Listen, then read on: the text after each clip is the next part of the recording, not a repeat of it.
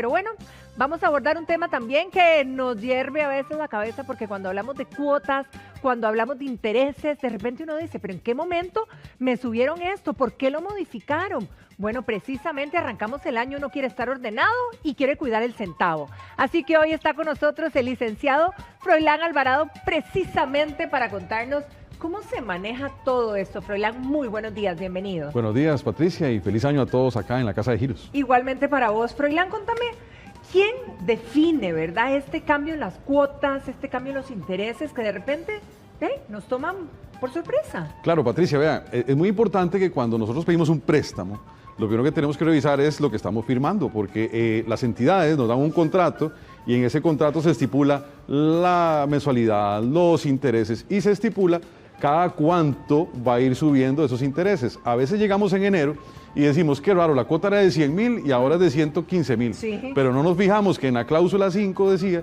que cada año iba a subir X porcentaje. ¿Quién regula eso? Hay entidades financieras, bancos, cooperativas, asociaciones, prestamistas, etcétera.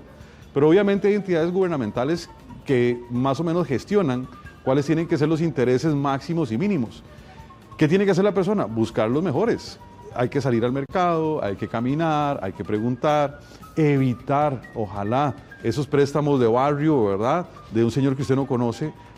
Tenemos que ser responsables y conocer a nuestro acreedor.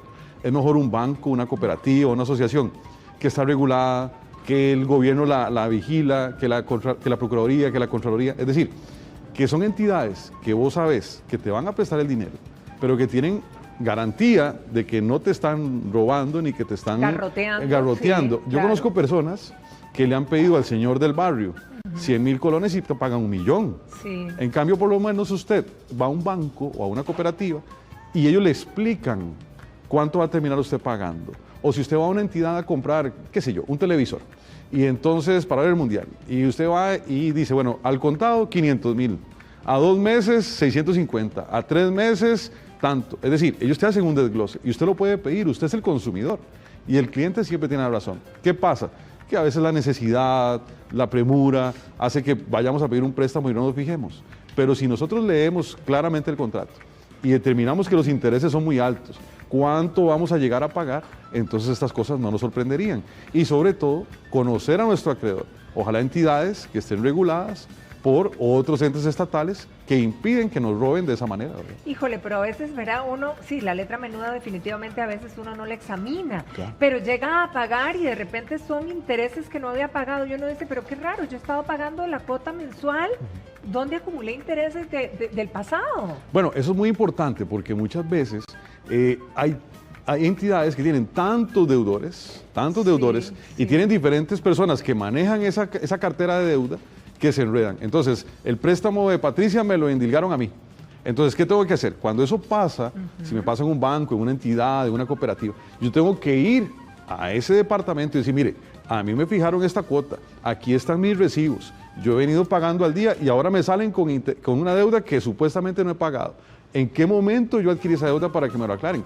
Pero ahí, Patricia, por eso es importante conocer a nuestro acreedor, porque si eso lo puedo hacer yo en un banco, en una cooperativa.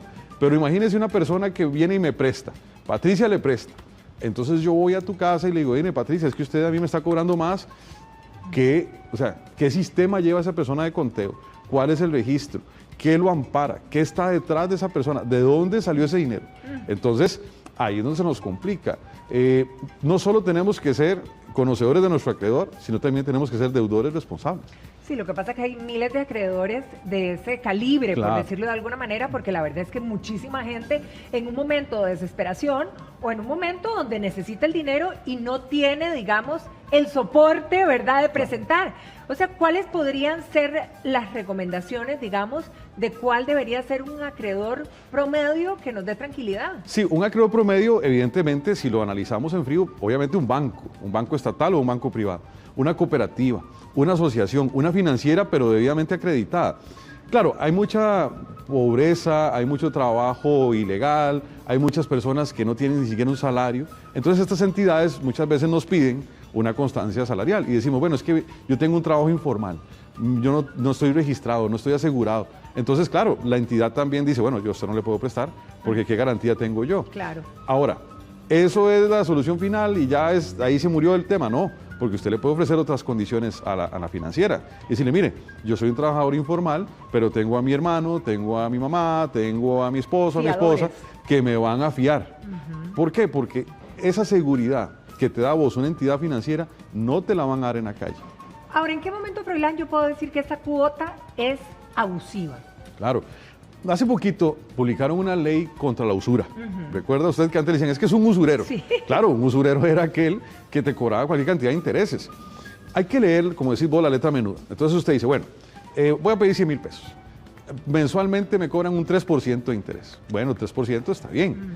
Pero si lo sumas al año, ¿verdad? Si multiplicas por 12, entonces estamos hablando ya de 48%. Que más o menos ese es el promedio.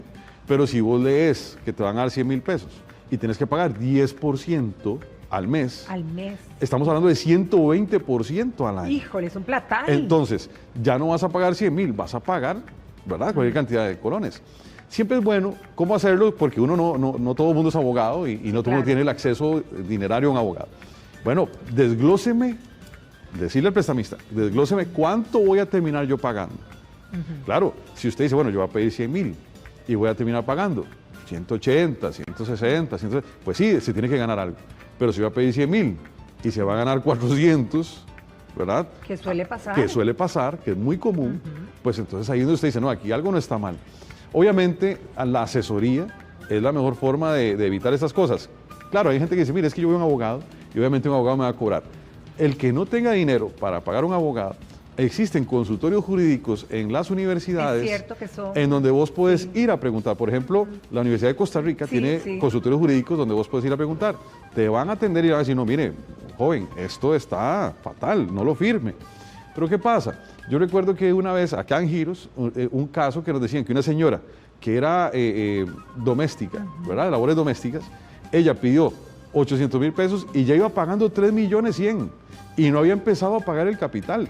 ¿Pero por qué? Porque firmó un contrato donde le establecieron intereses al 90% casi que anual y la señora lo firmó. Ahora, Froilán, si me pasa eso, porque eso es lo que suele pasar, firmamos, la verdad, porque necesitamos el dinero y lo queremos. ¿Podemos reclamarle a alguien, presentar una queja en algún lado que nos pueda apoyar? Vamos a ver, siempre es importante entender que hay una oficina de defensa del consumidor. Y entonces cuando uno nota que hay una entidad que le está jugando un poquito chueco, uno puede acudir a esta oficina. Pero si ya le pasó, si ya firmó, si ya le dieron la plata, ahí sí necesariamente tenés que acudir a un profesional en derecho, un abogado o una abogada, para que te represente, porque te ponen el cobro judicial, pero vos podés alegar esa usura dentro del cobro judicial. Ya la Sala Primera de la Corte Suprema de Justicia, a nivel jurisprudencial, y para que me entiendan en casita, ya a nivel jurisprudencial significa que ya han resuelto bastantes casos y han dictaminado directrices para que eso no vuelva a suceder, en el sentido de que usted dentro del proceso de cobro judicial puede alegar, sí, yo tengo esta deuda, pero fíjese que los intereses son de usura. Y entonces solicitar que el juez le fije los intereses que realmente tiene que pagar. Y obviamente va a tener que cancelarlos, pero ya no va a cancelar un 80 o 90%, va a cancelar 30 a 35. Antes de llegar a un juzgado, ¿hay una posibilidad de resolver en otra instancia? Vamos a ver, si es una entidad financiera como la que estamos hablando, un banco, una cooperativa, una asociación, usted puede acercarse y puede hacer un arreglo de pago. Mire, yo tengo un salario de tanto, me estoy recibiendo tanto, lo demuestra. Y lo que estoy pagando no me alcanza. Entonces ellos le pueden o extender el plazo y le bajan la cuota, o le hacen un solo pago, o le hacen una extensión, le hacen un préstamo para refundir eso. Puede haber muchas formas. El problema es cuando los préstamos son tan infamemente realizados en la calle y te cobran y nada más te dicen, no, si no me paga, le mando a alguien que le haga algo. Te quiebro, ¿verdad? Sí. Pero ¿qué pasa, por ejemplo, también con toda esa gente que está recibiendo llamadas y que realmente es un acoso tremendo? Está bien, deben el dinero, pero es tremendo, hay algo que hacer. Sí, claro, Patricia, vea, es importantísima esa pregunta. Vamos a ver, dos cosas. Lo primero, el que plazo tiene, nada debe. Entonces, a veces pasa, y yo creo que a todos nos pasa, que no se ha acabado el plazo. Y ya están llamando. Sí, acuérdense que el 20 usted te pagaría uno, pero es 5, ¿verdad? Les manda mensajes a WhatsApp, le manda mensajes al teléfono, llaman a la familia. Bueno, ya la Sala Constitucional, imagínense usted, la Sala Constitucional ha resuelto que estas cosas no se la pueden hacer a uno. Estas cosas no se la pueden hacer a uno. No pueden llamar a tu familia, no pueden llamar a tu esposo, a tu hija, no las pueden llamar a tu lugar de trabajo, decir que usted debe. Sí. Mucha gente se ha quejado, ha interpuesto procesos de recursos de amparo y han condenado a esas instituciones a pagarle a esa persona un daño. Pero lo siguen haciendo porque nadie reclama. Sí, entonces, ¿qué pasa? Lo típico en Costa Rica, mire que esto, que aquí, pero nadie actúa. Sí, entonces, la queja, pero no procedemos. Entonces, dos cosas. O ir a la Oficina de Protección del Consumidor y hacer la queja. Mire, tal tarjeta, tal financiera, tal banco, tal cosa, me está llamando y me está molestando y yo todavía tengo plazo.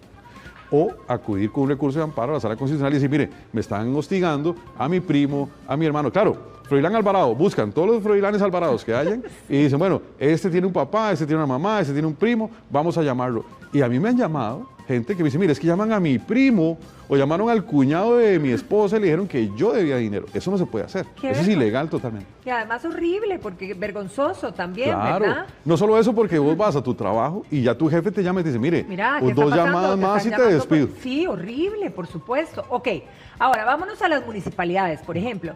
¿Qué pasa cuando llega uno a pagar un impuesto o llega a pagar algún tipo de servicio de la MUNI? Y uno dice, pero esta no era la cuota que pagaba. ¿Qué pasó? Vea, eso es importantísimo y lo hablábamos ahora fuera de cámaras. ¿Cuál es el problema? Que a veces no todas las municipalidades actúan de la misma manera. Ay, sí. Municipalidades que están a la par, ¿verdad? Municipalidades que son colindantes no actúan y no tienen el mismo sistema. ¿Qué es lo ideal? Lo ideal primero es que la municipalidad tenga un departamento jurídico de verdad que lleve estos casos y usted puede acudir a ellos. Usted va a la municipalidad y dice, mire, ya yo pagué mis impuestos, los he llevado al día igual, y resulta que ahora me aparecen 600,000 colones, no sé de dónde salen. Ah, no, mire, ya eso estaba cancelado, vamos a hacer el estudio. Ellos te hacen el estudio, pero no podemos esperar que caiga del cielo, hay que acudir a la municipalidad. Ahora, muchas municipalidades, ¿verdad? Muchas municipalidades hacen arreglos de pago, a ellos les interesa que usted pague. Sí, claro. Entonces dice, bueno, ¿cuánto puede usted pagar? 20, 30, 40. Y usted lo firma, pero hay que cumplirlo. Porque también, ahora vamos del lado de los deudores. Hay deudores muy pillines, ¿verdad? Que pasan debiendo y saben cómo esconderse y ojalá que les prescriba la deuda y entonces es complicado. También hay que ponerse en el lugar del acreedor que prestó su dinero y la ocupa recuperar. Pero en el caso de las municipalidades, lo importante es, primero, estar al día. Segundo, saber cuánto es el valor de su propiedad, porque a raíz de eso es que te van a cobrar. Y tercero, si en algún momento te están cobrando algo que usted considera que no deberían cobrarle o que usted ya pagó, acuda a la municipalidad y diga, mire, deme un estudio o hágame una impresión de cuáles son las cuotas, ¿verdad? A veces unos cálculos son muy sensibles también. A veces los cálculos son muy sensibles. Recordemos que hay que pagar la recolección de basura, el arreglo de calles, los impuestos municipales, los impuestos territoriales, los que son meramente tributarios. Sí. ¿Y cuál es el problema? Que si vos no pagas eso, ellos te pueden demandar con un cobro judicial. A eso quería llegar, porque ¿en qué punto, por ejemplo, alguien que, bueno, arranque el año, a mitad de año, no sé, porque cada trimestre es la historia, a menos que uno pague anualmente, pero si uno no tiene el dinero porque realmente está en una situación difícil, puede perder su casa? Vamos a ver. Su propiedad. Normalmente, Patricia, aquí hay que dividirlo en dos partes. Están las deudas que generan un cobro judicial normal, y están las deudas que generan una subasta de tu casa, un remate. A eso es lo que nosotros llamamos hipotecas legales, por ejemplo. Entonces, la ley, y eso es muy importante, la ley es la que define cuándo es una deuda normal y cuándo es una deuda hipotecaria legal. Esta deuda hipotecaria legal es la que eventualmente podría, ¿qué? Vos tener que acudir a un juzgado de cobro porque te están rematando la propiedad. Dentro de los impuestos municipales y los impuestos de bienes territoriales y todo lo que es tributario, hay algunas deudas que son de hipotecas legales. Entonces hay que tener mucho cuidado. Claro, normalmente cuando vos debes un trimestre, no es que al día siguiente te están cobrando. Normalmente te lo cobran al año siguiente, que es donde empieza otra vez el periodo. Entonces, por eso te digo, hay un plazo para poder arreglar. Pero si vos no pagás, te puedes arriesgar a eso. Ahora, hay gente que dice, mire, a mí me pueden llegar a rematar una casa, un carro, por 500,000 pesos. Sí, porque resulta que vos presentás el cobro normal. Y yo, Patricia me presta 500,000 pesos, yo no le pago, y entonces vos me demandás. Y lo único que yo tengo para responder es el carro. Entonces, me embargan el carro, y si llegamos a la sentencia y yo no te he pagado, de ese carro hay que rematarlo. Y con ese carro se va a pagar. Si el carro se vende, si remata en 3 millones, te dan los 500,000 a vos, más los intereses y los gastos, y lo otro me lo vuelven a mí. O vos te dejas el carro y decís, el carro en abono al crédito, como decimos los abogados, y entonces lo puedes aceptar. Claro, hay muchas formas de evitar estas cosas, pero vos respondés con los bienes que tengas. ¿Verdad? Salario, casa, hay que estar un carros. paso adelante. Hay que ir un paso adelante. Froilán, muchísimas gracias, de verdad.